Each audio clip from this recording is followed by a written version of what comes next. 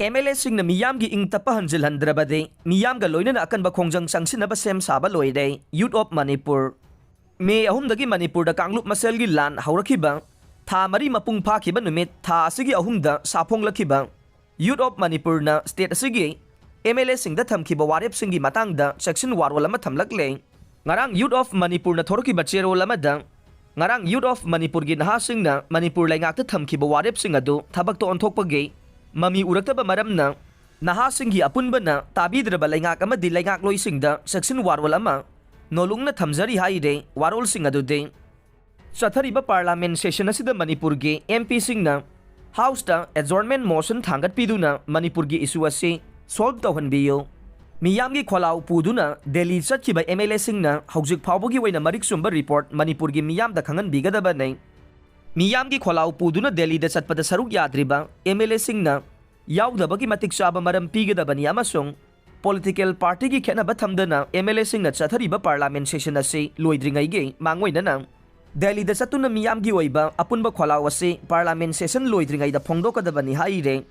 loinana Manipur gi MP sing ase state ase gi oiba na issue ase parliament ta puthoktaba tarabade amade MLA singna miyamgi oiba ingtapa hanjilandrabade Youth of Manipur na miyamga loinana akanba khongjang changsinaba sem saba loide haire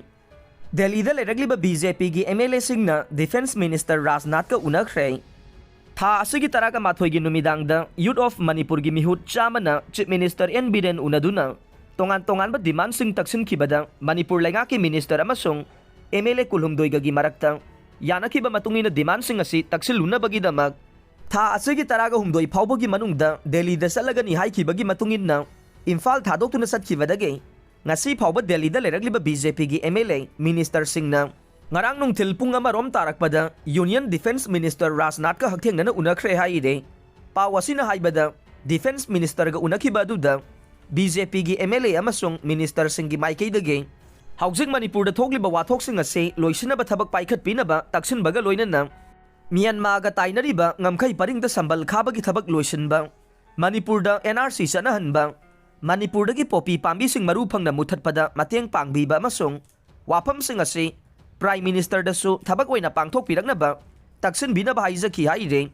MLA Minister singgi wafam sing taraba matungda Defense Minister gi maikheida gisu wafam sing asi thabak to onthokna bagi damak Prime Minister da taksin lagani haibage thajaba pirakre haire